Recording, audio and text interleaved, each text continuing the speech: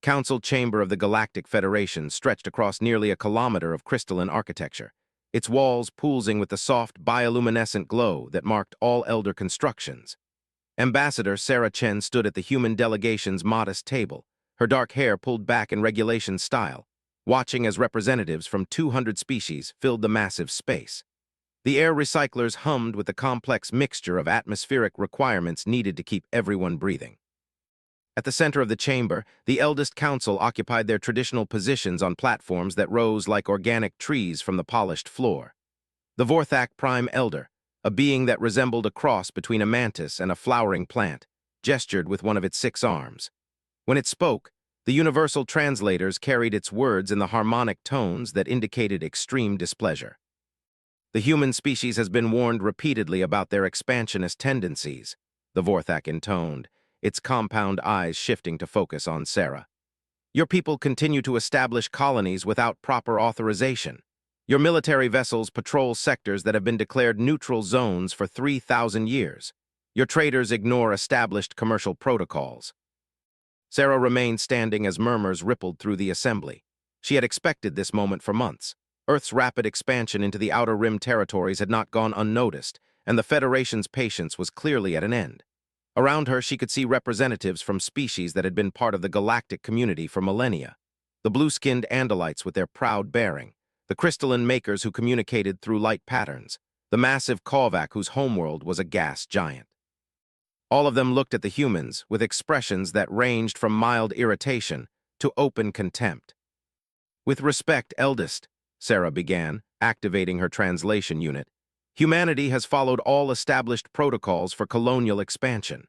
Our settlements are located in unclaimed systems, and our survey teams have conducted thorough scans for existing life forms and prior claims. A sound that might have been laughter came from the Korvac delegation. Their ambassador, a creature the size of a small building whose body was mostly translucent gas held together by an exoskeleton, spoke in tones that made the chamber's structure vibrate.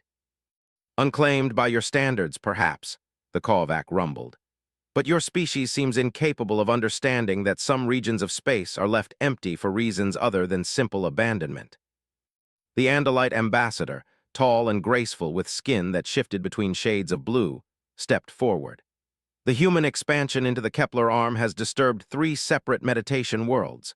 These planets have been maintained in their natural state for over 5,000 years as places of spiritual significance.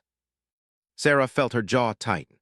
The meditation worlds had been uninhabited rock formations with no signs of technological development or active use.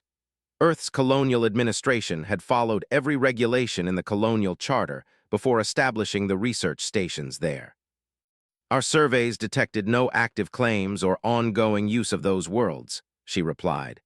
If they held significance to your people, why weren't they properly marked according to Federation standards? The chamber erupted in a cacophony of sounds that the translators couldn't fully parse. Clicks, whistles, harmonics, and subsonic rumbles filled the air as dozens of species reacted with what Sarah could only interpret as outrage. The eldest Vorthak raised all 6 arms, and silence gradually returned. "This is precisely the problem with your species," it said, its voice carrying undertones of ancient authority. "You believe that if something is not marked according to your understanding, it is available for claiming. You have no concept of the deeper significance that locations can hold. We respect the cultural and spiritual practices of all Federation members," Sarah said carefully. "But without proper documentation and territorial markers, how are we expected to know which areas are off-limits?" Another species she didn't recognize, resembling a collection of metallic tentacles arranged around a central core, spoke in rapid bursts of sound. The translator struggled for a moment before rendering its words. "The Spiral Nebula. Your vessels have been detected conducting military exercises in the Spiral Nebula. That region has been sealed for 2 millennia. Sarah frowned. The Spiral Nebula was a vast region of space that appeared empty on all Federation star charts. Human deep space monitoring had detected unusual energy signatures there, but no signs of active use or territorial claims. The military exercises had been routine patrol missions, nothing more aggressive than standard security sweeps. "The nebula shows no signs of inhabitation or active use," she said. Our operations there have been limited to standard patrol routes. Standard patrol routes, the Vorthak repeated, its compound eyes reflecting the chamber's light in patterns that suggested deep thought. Your people patrol everywhere, don't they? Your ships are present in every system, every nebula, every region of space that your sensors can reach. We maintain security patrols to protect our colonies and trade routes, Sarah confirmed.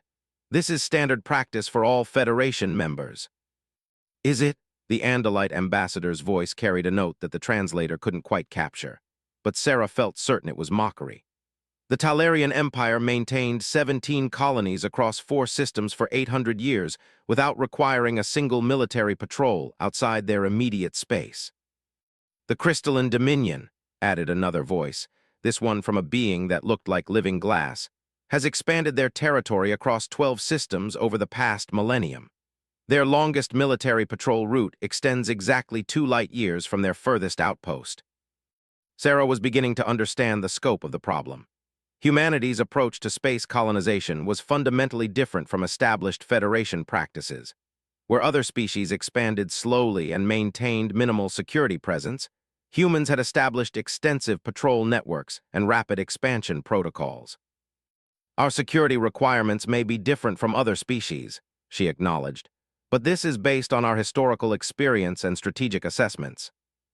The chamber filled with more sounds of what Sarah was becoming convinced was alien laughter. The Kovac ambassador's massive form shifted, causing atmospheric disturbances that made nearby delegates adjust their positions. Historical experience, it rumbled. Your species has been space-capable for less than 2 centuries. What historical experience could you possibly have that requires such extensive military presence? Sarah felt heat rising in her cheeks. The condescension in the alien's voice was impossible to miss, even through the universal translator. Around the chamber, she could see similar expressions on faces that could convey such emotions. Humanity was clearly seen as an upstart species, too young and inexperienced to understand proper galactic protocols. Our species has faced numerous conflicts and challenges, she said, working to keep her voice level. We've learned the importance of maintaining adequate defenses and strategic oversight. Conflicts, the Vorthak mused. Yes, we are aware of your species' tendency toward internal warfare, but you are part of the Federation now. Such primitive concerns should no longer be relevant. The word primitive hung in the air like a physical presence. Sarah could feel the weight of 200 species' attention, most of it ranging from dismissive to openly hostile. Earth had been granted Federation membership only 50 years ago, making humanity one of the newest members of a community that included civilizations millions of years old. We appreciate the Federation's commitment to peace, Sarah said, but we maintain our security protocols as a matter of prudent planning, not primitive fear. Prudent planning, repeated the Andalite ambassador. Is that what you call the militarization of 17 systems, the establishment of weapon platforms in neutral zones, and the deployment of what you term defensive networks that extend far beyond your colonial boundaries? Sarah's heart sank. The Federation had been monitoring human activities far more closely than Earth's government had realized.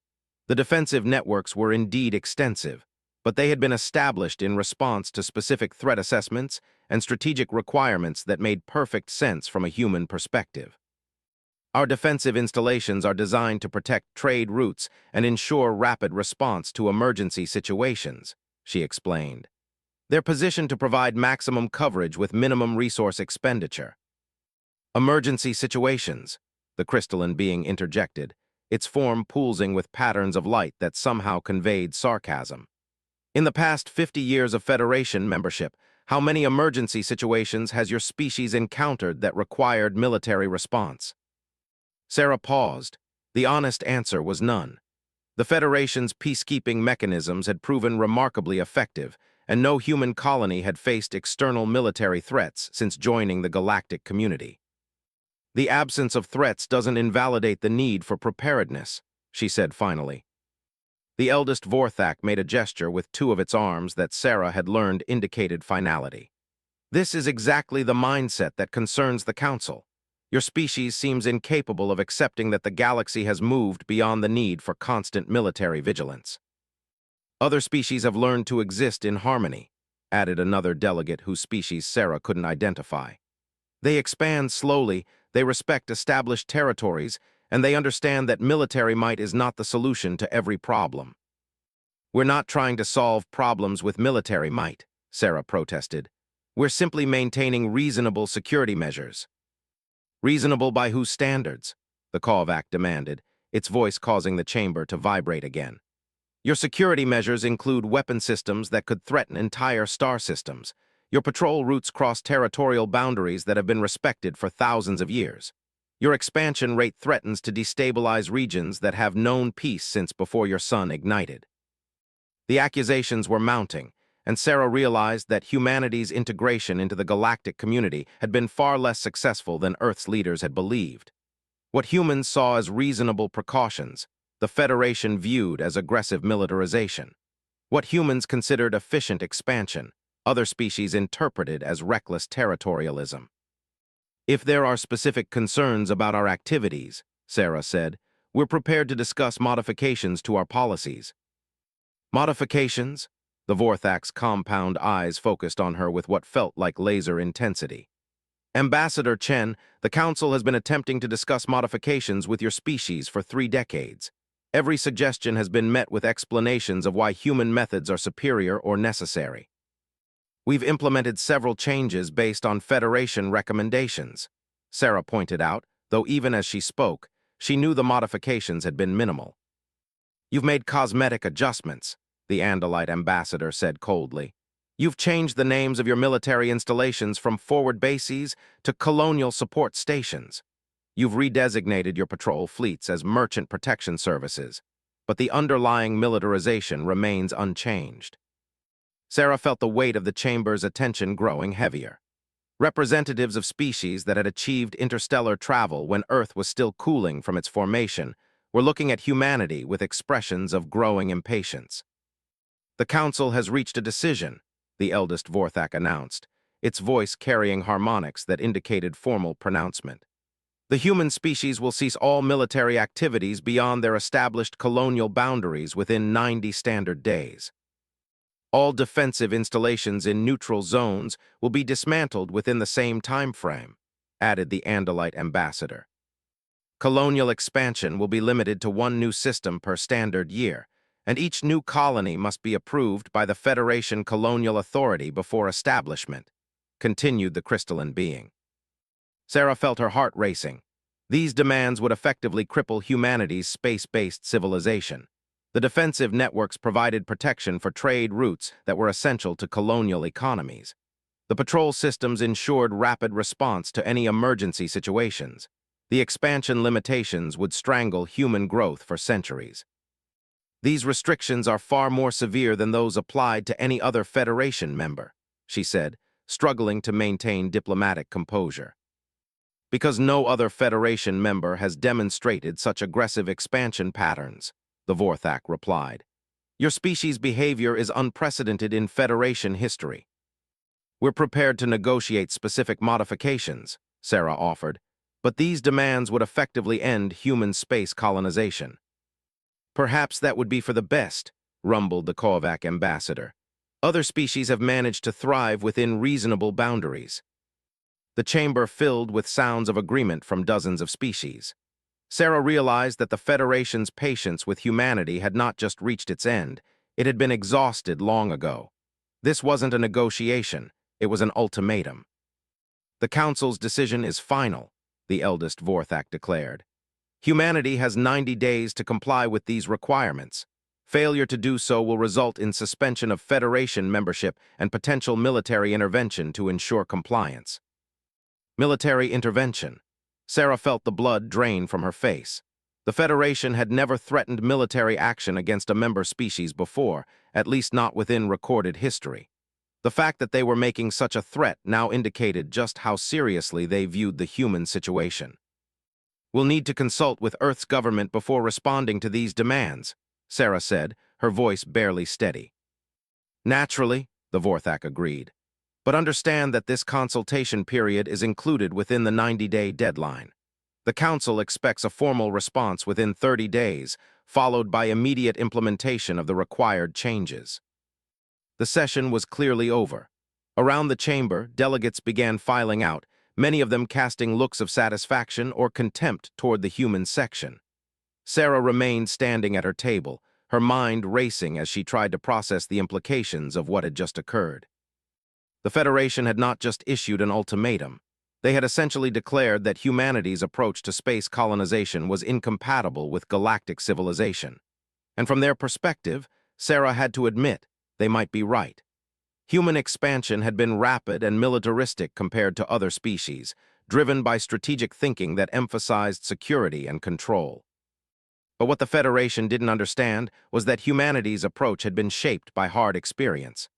Earth's history was filled with examples of civilizations that had failed to maintain adequate defenses, of peoples who had trusted in peace only to be conquered by those who prepared for war.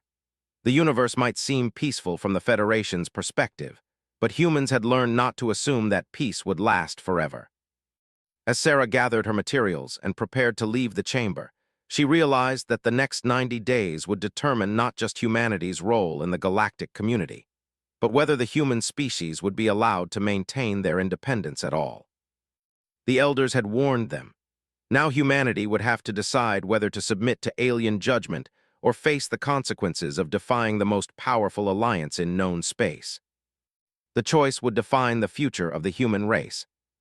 Admiral Marcus Webb stood before the emergency session of Earth's United Colonial Council, his weathered face grave as he watched the holographic displays showing the extent of human space. 300 colonies spread across 47 star systems, connected by patrol routes and defended by installations that had taken decades to construct. Now the Federation wanted it all dismantled within 90 days. "The math is simple," Webb said, his voice carrying the authority of 40 years in space. "If we comply with their demands, we'll lose 70% of our defensive capability overnight. Our colonies will be isolated, our trade routes unprotected, and our ability to respond to emergencies essentially eliminated." Secretary General Maria Santos, elected leader of Earth's unified government, leaned forward in her chair. The weight of representing 8 billion humans plus 300 million colonists pressed visibly on her shoulders. Around the council chamber, representatives from every human colony watched through real-time quantum communication links. "What's their justification for these demands?" asked Governor Chen from the Proxima Centauri colonies. His image flickered slightly due to transmission lag, but his concern was unmistakable. Ambassador Sarah Chen, who had returned from the Federation Council just hours earlier, activated her report display. "They claim our expansion pattern is unprecedented and aggressive compared to other species. They view our defensive networks as militarization of neutral space." "Militarization," Governor Rivera from the Kepler colonies spoke up, her voice sharp. "We're talking about early warning systems and patrol routes, not invasion fleets." "From their perspective," Sarah continued, "our security measures exceed anything they've seen from other Federation members. The Andalites have been spacefaring for 12,000 years and never established defensive networks beyond their immediate colonial boundaries." Admiral Webb moved to the tactical display, highlighting human space in blue against the vast red expanse of Federation territory. "What they don't understand is that other species had the luxury of developing under Federation protection. They joined an established galactic community with proven peacekeeping mechanisms. We built our civilization in isolation, facing unknown threats. The Federation's peace has lasted for over 4,000 years, pointed out Dr. Elizabeth Warren, Earth's chief xenosociologist. From their perspective, our military preparations seem paranoid and destabilizing. "Paranoid?"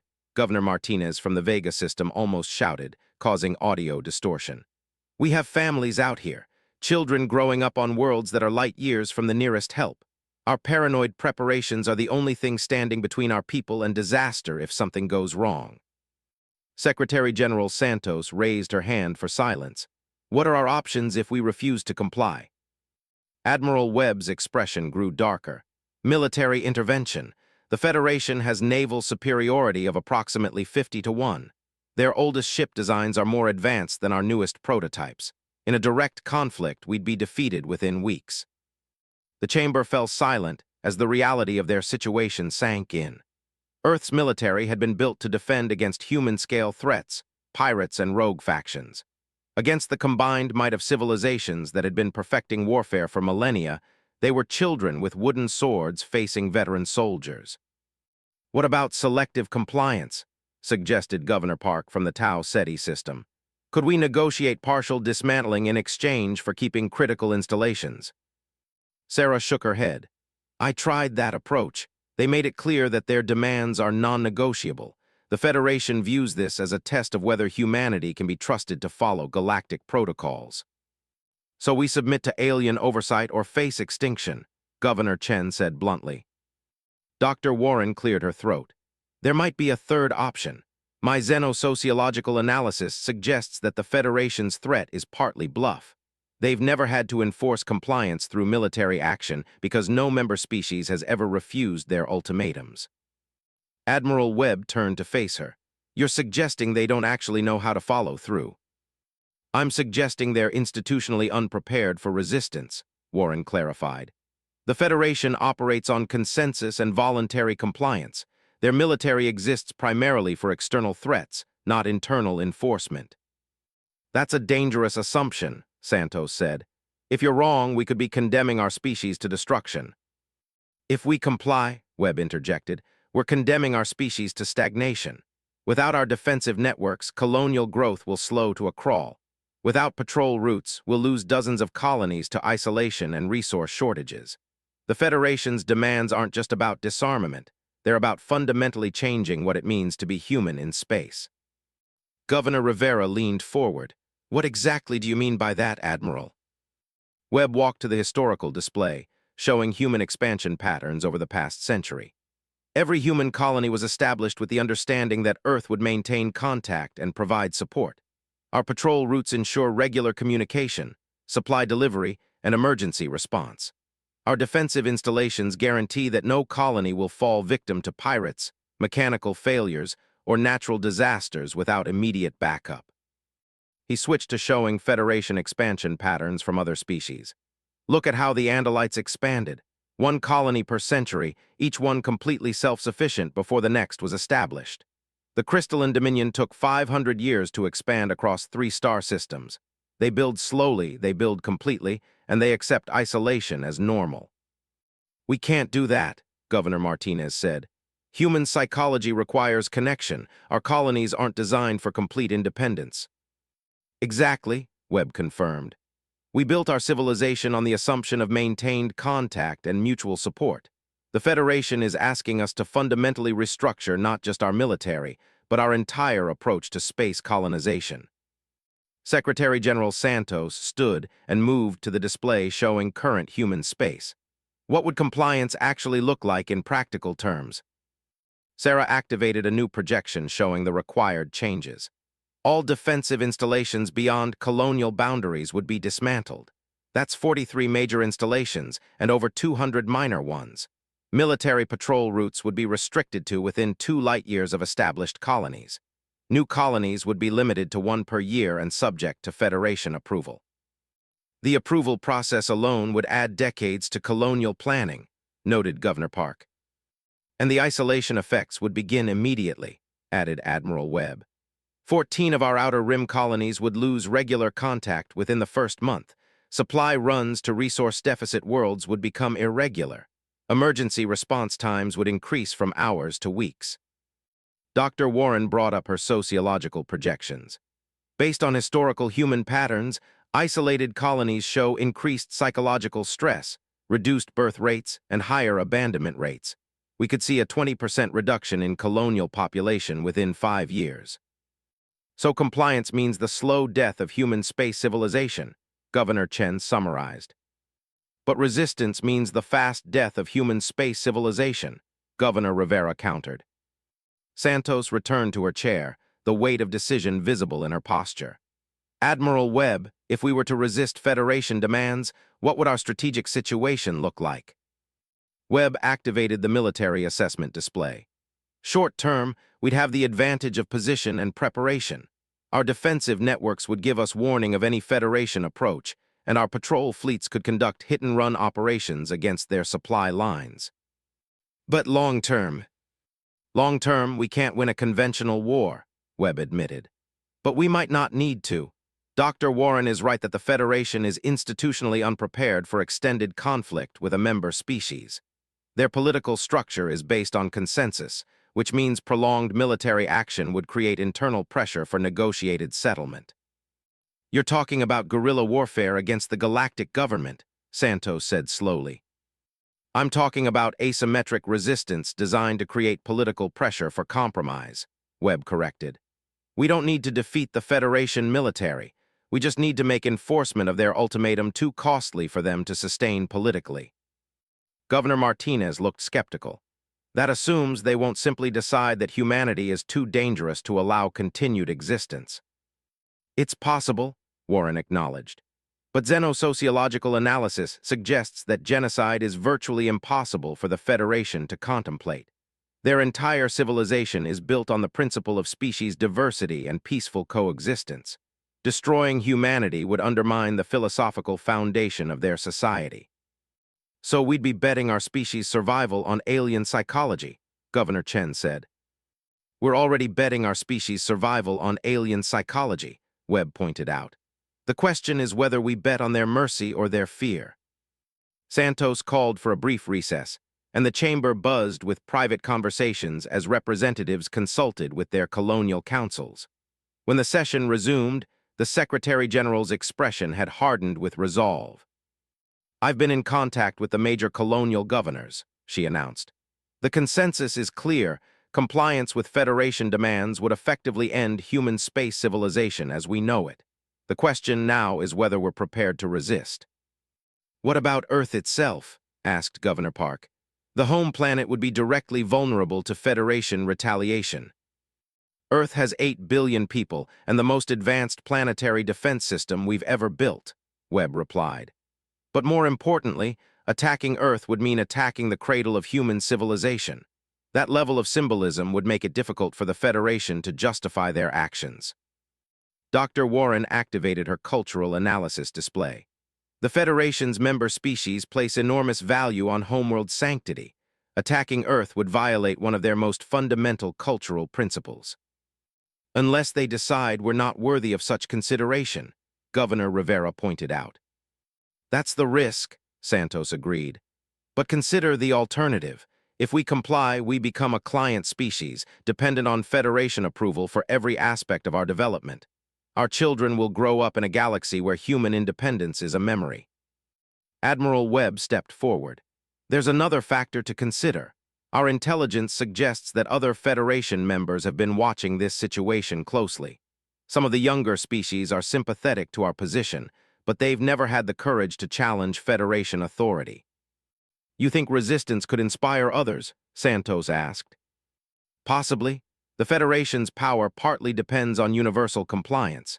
If one species successfully resists their ultimatums, it might encourage others to question Federation authority." Governor Chen raised a practical concern. "How long would we need to maintain resistance to achieve political pressure for compromise?" "Unknown," Warren admitted. "But historical analysis of the Federation's decision-making process suggests that sustained resistance lasting more than 6 months would likely force them to reconsider their position." 6 months of war with the most powerful alliance in the galaxy," Governor Martinez said grimly. 6 months of asymmetric resistance against an opponent who's never faced serious internal challenge, Webb corrected. Santos looked around the chamber at the faces of humanity's leaders. "This decision will define our species' future. Compliance means safety at the cost of independence. Resistance means independence at the risk of extinction." "There's one more option," Sarah said quietly. "Partial compliance coupled with diplomatic pressure. We could begin dismantling our installations while simultaneously building political support among sympathetic Federation members." "That's surrender with extra steps," Webb said bluntly. "Once we begin dismantling our defenses, we lose all leverage for future negotiations." "But it buys time for diplomacy," Sarah argued. "Diplomacy has had 3 decades to work," Governor Chen pointed out. "The Federation's ultimatum shows that diplomatic solutions have been exhausted." Santos called for the formal vote.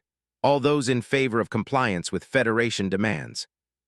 3 governors raised their hands. representing colonies with small populations and minimal defensive requirements. All those in favor of resistance. The overwhelming majority of representatives voted for resistance, including every major colonial governor and Admiral Webb. "The decision is made," Santos announced. "We will not comply with Federation demands for the dismantling of human defensive networks. Admiral Webb, you have authorization to implement contingency plan defiance." As the session ended, and representatives began the process of informing their populations, Admiral Webb activated the emergency protocols that would transform human space from a peaceful colonial network into a fortress prepared for siege. The Federation had warned them. Now they would discover what happened when humans chose to ignore those warnings. The galaxy was about to learn that some species would rather fight for their freedom than live safely on their knees. Fleet Admiral Kethvar of the Andalite Navy stood on the bridge of the Federation flagship Eternal Harmony, watching the tactical display with growing unease. 3 months had passed since the human ultimatum deadline, and the galaxy's youngest spacefaring species had done the unthinkable. They had refused to comply and were actively resisting Federation authority. "Status report on the human defensive networks," Kethvar commanded, his blue skin shifting to darker hues that indicated deep concentration. Commander Zilth, a crystalline being whose body pulsed with nervous light patterns, manipulated the holographic display. "Preliminary reconnaissance shows that human defensive installations remain fully operational. More concerning, they appear to have been significantly reinforced during the deadline period." Kethvar's gill slits fluttered with what humans might recognize as a sigh. In 4,000 years of Federation peace, no member species had ever defied a Council ultimatum.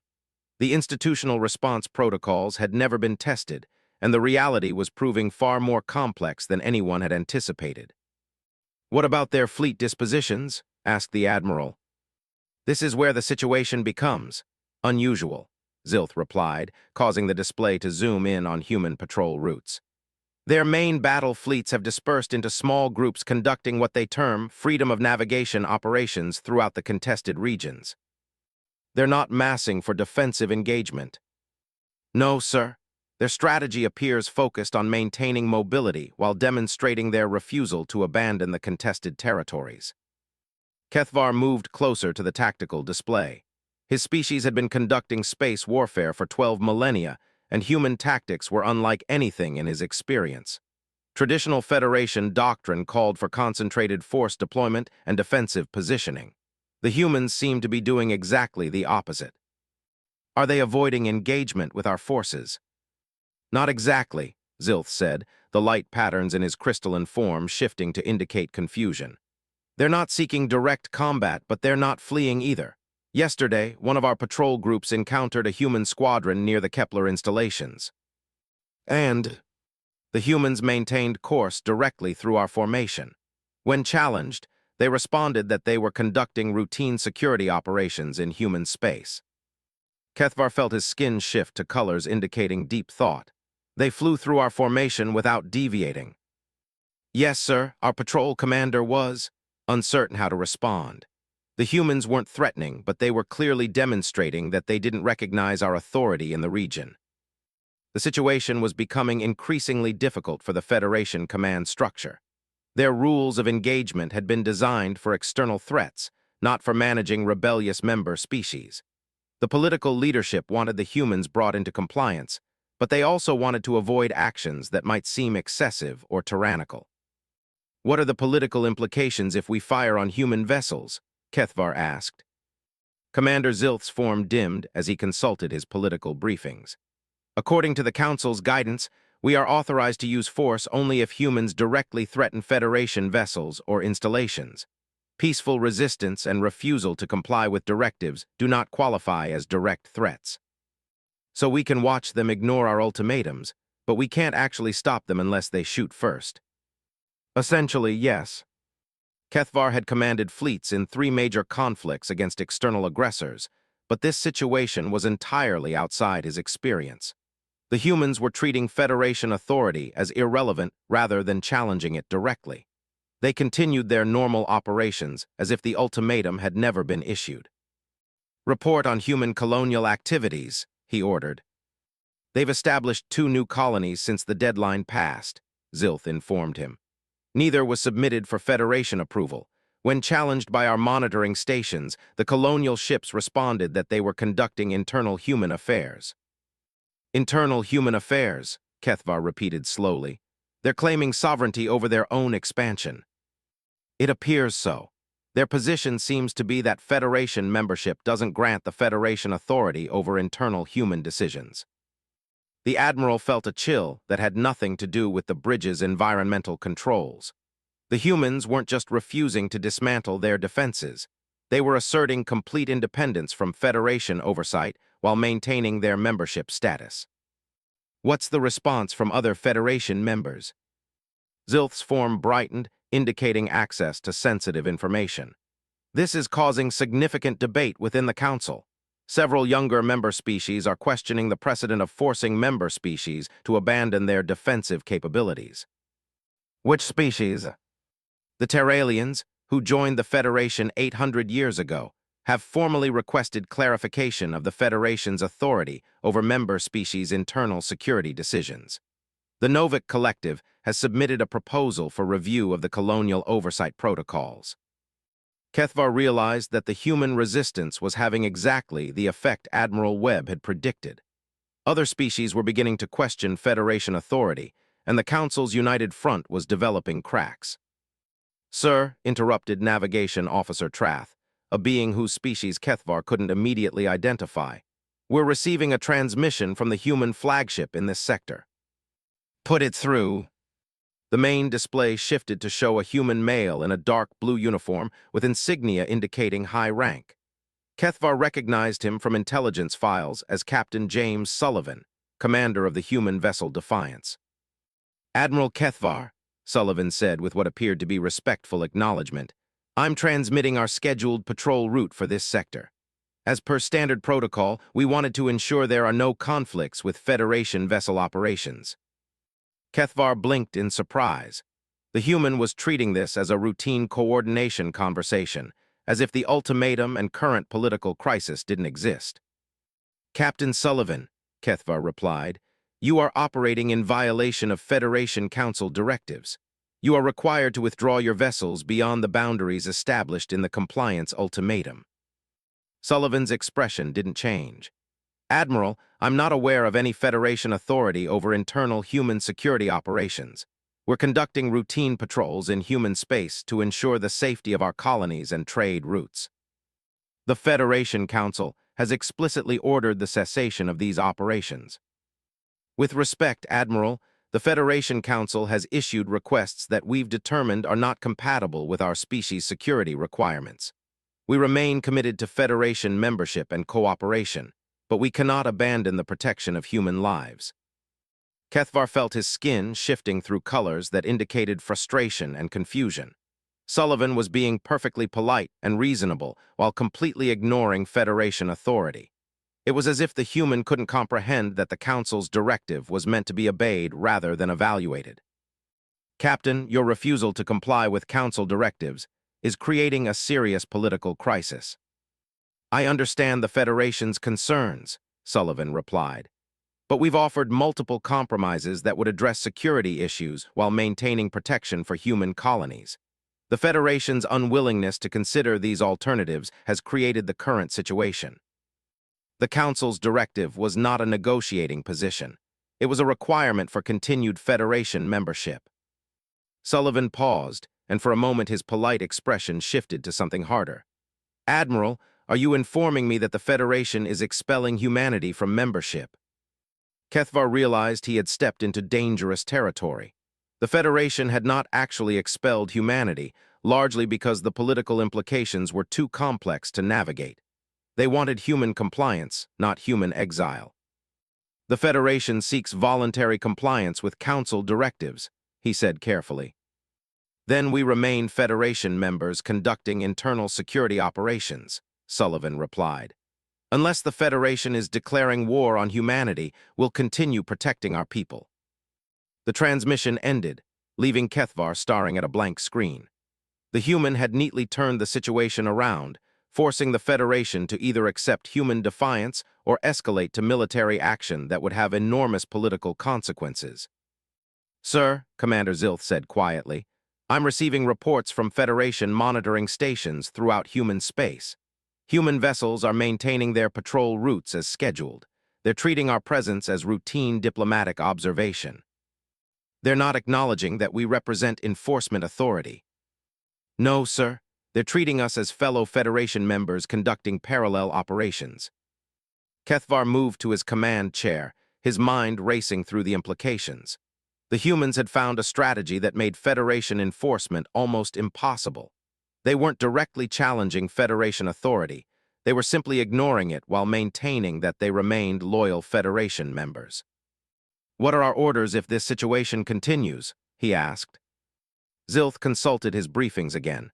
"The Council is divided. The elder species want immediate enforcement of the ultimatum. The younger species are calling for negotiated compromise. The middle-aged species are arguing for gradual pressure without direct confrontation. In other words, we have no clear orders. The Council is meeting in continuous session, but they haven't reached consensus on how to proceed." Kethvar understood the problem. The Federation's entire governmental structure was built on consensus and voluntary compliance. They had never developed mechanisms for handling systematic defiance from member species, especially defiance that maintained the pretense of loyalty and cooperation. "Sir," Navigation Officer Trath interrupted again, "we're detecting multiple human vessels approaching our position." "Hostile intent?" "Negative. They appear to be maintaining standard formation and broadcasting routine identification signals." Kethvar watched as 12 human vessels moved through Federation space with complete confidence, their crews apparently unconcerned about the presence of superior Federation forces. It was a demonstration of either incredible courage or complete insanity. "Open a channel to all human vessels," he ordered. "This is Fleet Admiral Kethvar to human vessels. You are operating in violation of Federation directives. You are ordered to withdraw immediately." The response came from the lead human vessel. "Admiral Kethvar, this is Commodore Martinez aboard the Freedom's Call. We're conducting scheduled patrol operations in accordance with human security protocols. We have no hostile intent toward Federation vessels. Your presence here constitutes defiance of Federation authority. Admiral, we respect Federation authority in matters of interspecies relations and galactic policy. However, the protection of human lives and property remains an internal human responsibility." Kethvar realized that the humans had developed a consistent narrative that made them nearly impossible to dislodge. They acknowledged Federation authority while maintaining that specific areas fell outside that authority. It was political jujitsu that turned the Federation's own principles against them. "Commodore Martinez, what would it take for your vessels to withdraw?" There was a long pause before Martinez replied. "Admiral, we'd be happy to coordinate our operations with Federation vessels to ensure there are no conflicts, but we cannot abandon our responsibility to protect human colonies. The Federation can provide protection for human colonies. With respect, Admiral, the Federation doesn't have the infrastructure or strategic positioning to provide the level of security human colonies require. Our defensive networks and patrol routes have been developed specifically for human needs and human space." Kethvar felt defeat settling over him like a heavy blanket. The humans were right, and everyone knew it. The Federation had never needed to provide intensive security for member species because most species developed slowly and maintained minimal vulnerability. Human expansion patterns required security infrastructure that the Federation simply didn't possess. As he watched the human vessels continue their patrol route with perfect confidence, Kethvar began to understand that this crisis would not be resolved through military pressure. The humans had found a form of resistance that was almost impossible to counter without destroying the Federation's own principles. The galaxy's youngest species was teaching its elders that some warnings should never be issued unless you were prepared for them to be ignored. Eldest Prime Counselor Vorthak felt the weight of 4,000 years of Federation history pressing down upon the council chamber as representatives from 200 species filled the emergency session. 6 months had passed since the human ultimatum deadline, and the situation had deteriorated beyond anyone's worst predictions. The humans have not only refused compliance, reported Intelligence Coordinator Zenthal, his crystalline form pulsing with agitated light patterns, but their resistance has inspired 14 other member species to question various Federation directives. Vorthak's compound eyes tracked the holographic display showing the spreading political crisis.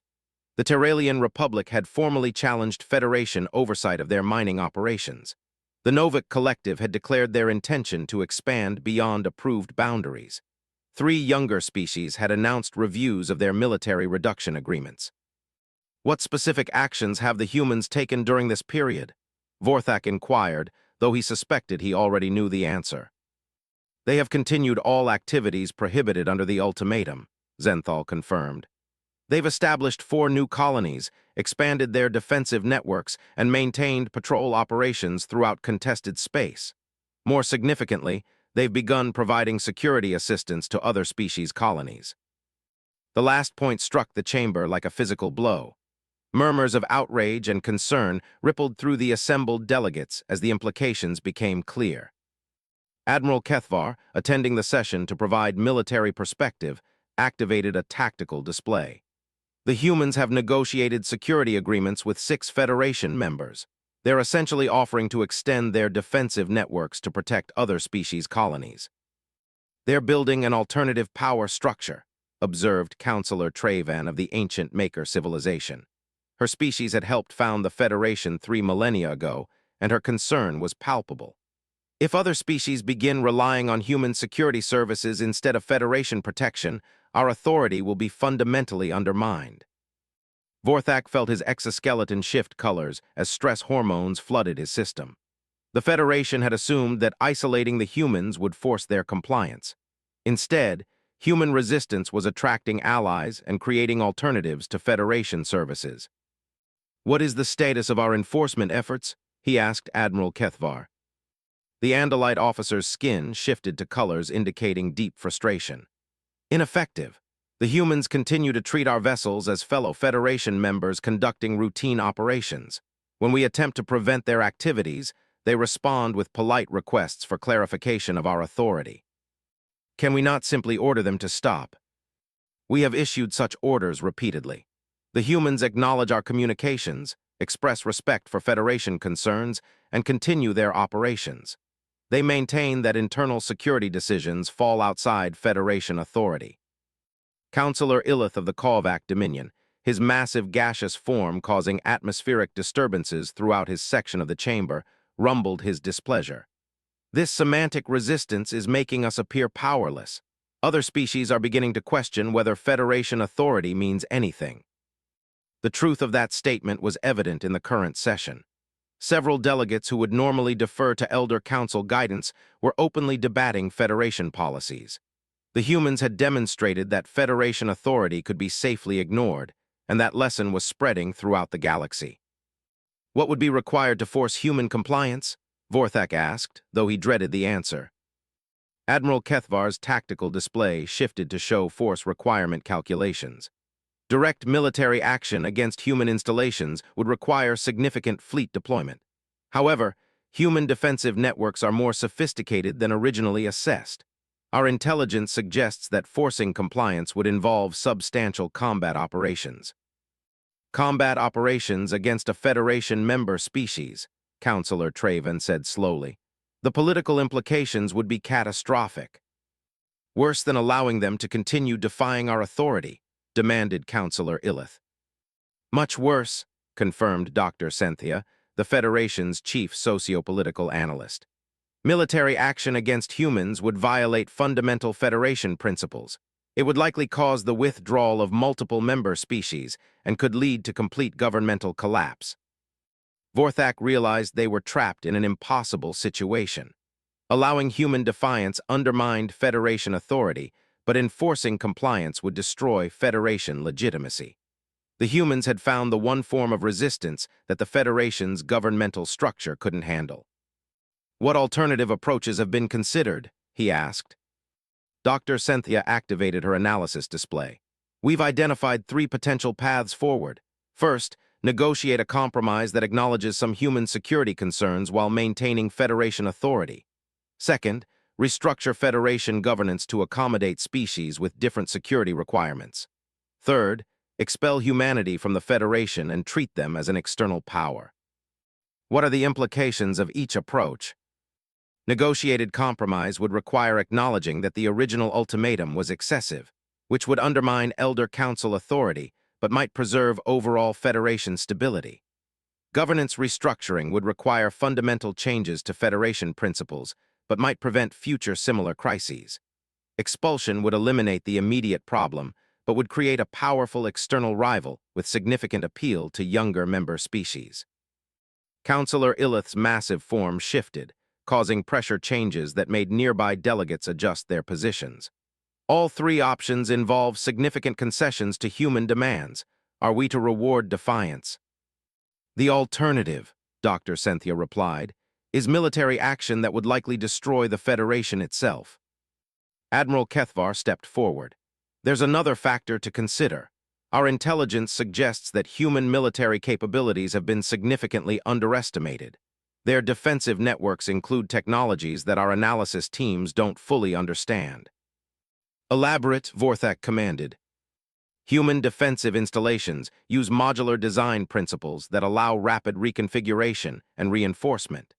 Their patrol vessels carry weapon systems that appear to be based on principles our scientists are still studying. Most concerning, their entire military doctrine seems designed for asymmetric warfare against superior forces. Councillor Trevan's crystalline form dimmed as she processed this information. You're saying that military action against humans might not succeed.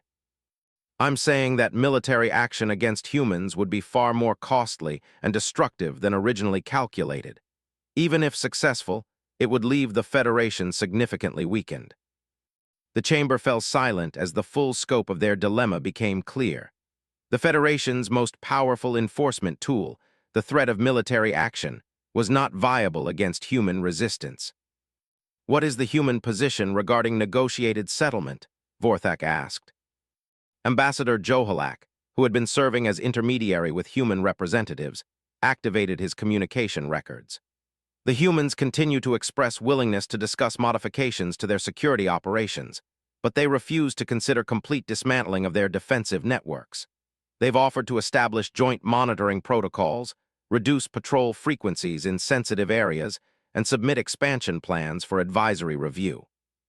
Advisory review, Councillor Illith rumbled, not approval requirement. Correct. The humans maintain that final decisions regarding their security and expansion must remain under human authority.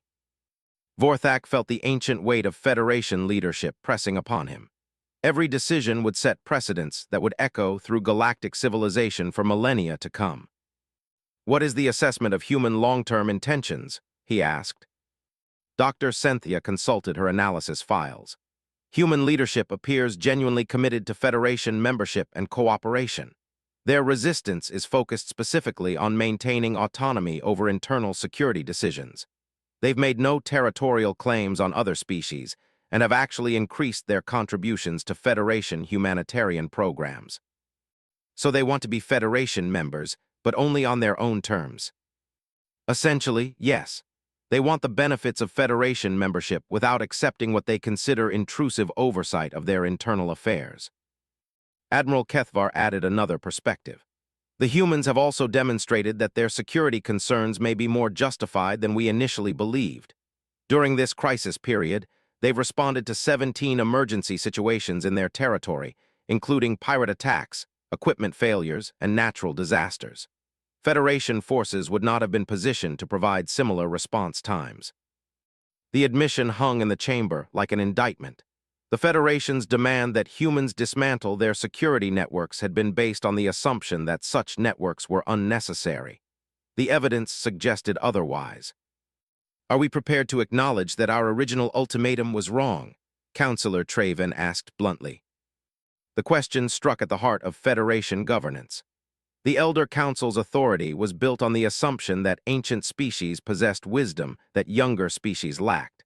Acknowledging error in such a fundamental decision would have implications far beyond the human crisis. Vorthak made the decision that would define his legacy and possibly determine the Federation's future. The Council will consider revised approaches to the human situation. All options except military action will be thoroughly evaluated. Including compromise with human demands? Asked Ambassador Johalak. Including recognition that the Federation's governmental structure may need to evolve to accommodate species with different developmental paths and security requirements. The chamber erupted in discussion as representatives realized that the human crisis had forced the Federation to confront fundamental questions about authority, governance, and the relationship between individual species autonomy and collective security. As the session continued into its 18th hour, Vorthak contemplated the irony that the galaxy's youngest spacefaring species had become the catalyst for the most significant governmental evolution in Federation history. The Elders had issued their warning. The humans had ignored it. And now the Elders were discovering that some lessons could only be learned by students who refused to accept their teachers' assumptions. The Federation would survive, but it would never be the same. The age of absolute Elder authority was ending, replaced by something more complex, more challenging, and perhaps ultimately more just. The humans had forced the galaxy to grow up.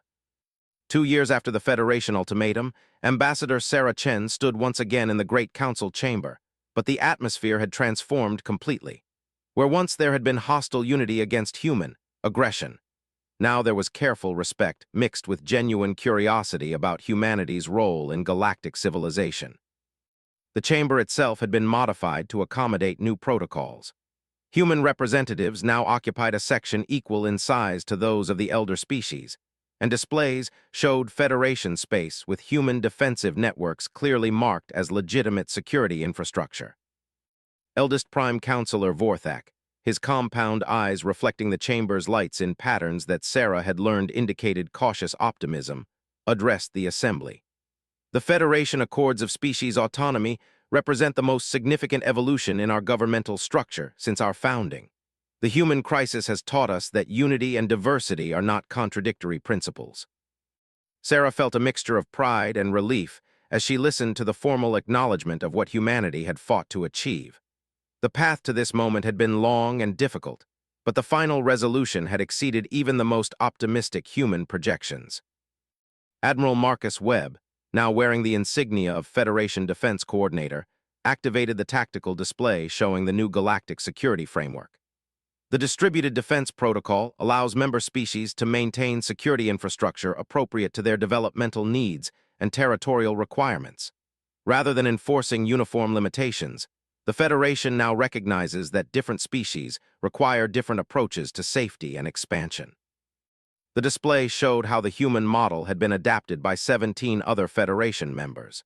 Species that had previously accepted minimal defense in exchange for Federation protection now maintained their own security networks, coordinated through the new Interspecies Defense Council. Dr. Elizabeth Warren, now serving as Director of Xenosociological Relations, presented the cultural analysis that had emerged from the crisis. The human resistance revealed that the Federation's previous model was based on the assumption that all species would develop along similar paths. We've learned that galactic civilization is strengthened by accommodating diversity rather than enforcing conformity. Counselor Traven of the Ancient Makers stepped forward, her crystalline form pulsing with what Sarah had come to recognize as approval. The humans taught us that questioning authority is not the same as rejecting authority. Their resistance forced us to examine whether our directives were based on wisdom or simply tradition. The admission represented a profound shift in Federation thinking. For millennia, Elder species had assumed their age granted them superior judgment. The human crisis had demonstrated that experience could sometimes blind leaders to new possibilities and different approaches. Governor Chen, participating through quantum communication from the Proxima Centauri colonies, raised a practical question. What about species that prefer the old model? Not everyone wants the responsibility of maintaining their own defense networks. Fleet Admiral Kethvar, who had become an unexpected advocate for the human position during the long negotiations, responded. The new accords provide for both approaches. Species can choose traditional Federation protection or opt for autonomous defense with Federation coordination. The key principle is choice rather than mandate. Sarah remembered the months of careful negotiation that had led to this moment. The Federation leadership had initially approached the crisis as a problem to be solved through force or capitulation. It had taken extensive dialogue for both sides to realize that the crisis was actually an opportunity for evolution. The economic implications have been particularly interesting, noted Secretary General Maria Santos, who had traveled from Earth for the historic session. Human defensive networks now provide security services for 37 Federation members. Rather than being a drain on resources, our approach to space security has become a major economic sector. The irony was unmistakable. What the Federation had initially viewed as dangerous militarization had become a thriving industry that enhanced security for dozens of species, while generating economic benefits throughout the galaxy. Councillor Illith of the Korvac Dominion, whose massive form still caused atmospheric disturbances, rumbled his contribution to the discussion. The humans demonstrated that Federation membership should enhance species' capabilities rather than limit them. Our previous model was based on the assumption that restrictions create safety, but we've learned that empowerment creates stability. The philosophical shift, represented by Illith's statement, reflected the broader transformation in Federation thinking. Instead of viewing member species as potential threats to be controlled, the new model treated them as partners to be supported in achieving their goals through cooperative frameworks. Admiral Webb highlighted the practical results of the new approach. Piracy in Federation space has decreased by 60% since the implementation of distributed defense protocols. Emergency response times have improved dramatically, and we've seen a significant increase in successful first contact missions with previously unknown species. The expansion rates have been remarkable as well, added Governor Martinez from the Vega colonies. Under the old model, human expansion was restricted to 1 colony per year.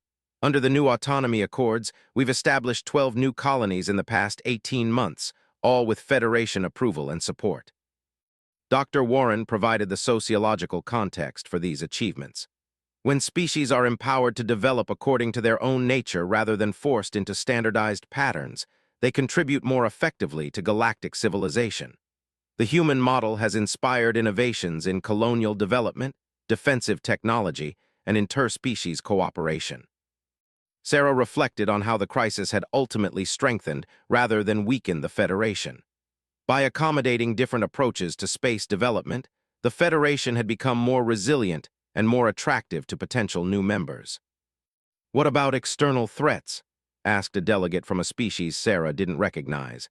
"Does this distributed model provide adequate defense against non-Federation forces?" Admiral Kethvar answered with evident satisfaction. "The distributed defense model has actually enhanced our external security. Instead of relying on centralized forces that might be overwhelmed or outmaneuvered, we now have multiple overlapping defense networks that can provide mutual support and redundant coverage." The strategic wisdom of the human approach had become evident when the Federation encountered the Devourers, an aggressive species from outside known space. The human defensive networks had provided early warning and coordinated resistance that prevented what could have been a catastrophic invasion. The Devourer conflict demonstrated the value of diversity in defense planning, Webb continued. Human tactics, Andalite fleet coordination, and Korvac technological support created a defense strategy that no single species could have developed alone. Vorthak gestured for attention as the session moved toward its conclusion. The human species forced us to confront fundamental questions about the nature of Federation and the relationship between individual autonomy and collective security. The answers we discovered together have made our civilization stronger. Sarah stood to deliver humanity's formal response to the new accords. The human species is honored to continue our membership in the Galactic Federation under these revised principles. We pledge to use our autonomy responsibly and to continue contributing to galactic peace and prosperity. But more than that, she continued, we're grateful for the patience and wisdom the Federation demonstrated in working through this crisis. It would have been easier to simply eliminate the problem through force, but instead, leaders like Eldest Vorthak and Admiral Kethvar chose the harder path of understanding and accommodation. the chamber filled with harmonic tones and light patterns that indicated approval from species across the Federation. What had begun as humanity's darkest hour in galactic politics had become a celebration of successful adaptation and growth. As the formal session concluded, delegates gathered in smaller groups to discuss implementation details and future collaborations. Sarah found herself surrounded by representatives from younger species who viewed humanity as pioneers of a new model for Federation membership. "How did you find the courage to resist the Elder Council?" asked Ambassador Thecnal from a species that had joined the Federation only 3 centuries ago.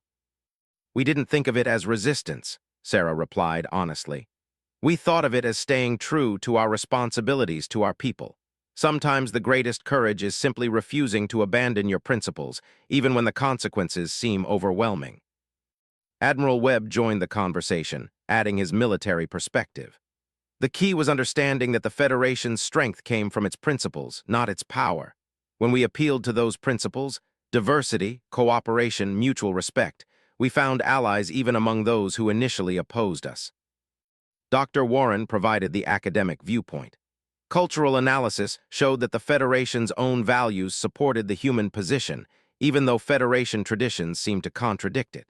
By forcing a choice between values and traditions, we helped the Federation rediscover its founding principles." As the day ended and representatives prepared to return to their home worlds, Sarah reflected on the extraordinary journey that had brought them to this point.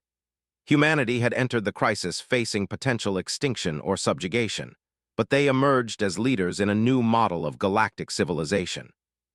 The Federation had warned them, demanded their compliance, and threatened their destruction. But humanity had learned that some warnings were meant to be ignored, some demands were meant to be refused, and some threats were meant to be faced with courage and conviction. The galaxy was vast, dangerous, and full of species far older and more powerful than humanity. But humans had proven that in a universe of infinite diversity, there was always room for those brave enough to chart their own course while remaining loyal to their highest ideals. The elders had warned them for the last time. The results had been nightmarish for traditional assumptions about power and authority, but absolutely magnificent for the cause of freedom, diversity, and cooperation among the stars. Humanity had not just survived their confrontation with galactic authority, they had transformed it into something better, stronger, and more worthy of the species it served. The warning had become a gift, and the crisis had become a triumph that would echo through the galaxy for generations to come.